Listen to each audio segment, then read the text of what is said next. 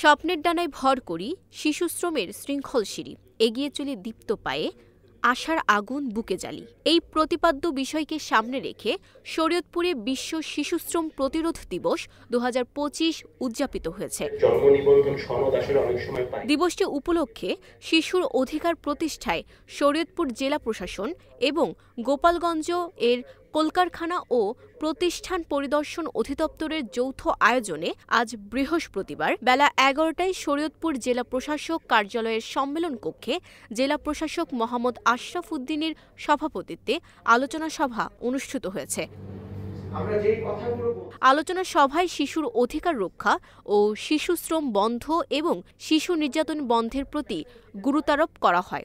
এ সময় অন্যদের মধ্যে অতিরিক্ত police super Naria circle doctor Ashik Mahmud, Shariatpur civil surgeon doctor Abdullah Mohammad Shah Poran সহ জেলার শিশু একাডেমি, শিশু মহিলা অধিদপ্তর, এনজিও, সমাজসেবা কর্মকর্তাগণ, সাংবাদিক ও সুধীজনেরা উপস্থিত ছিলেন।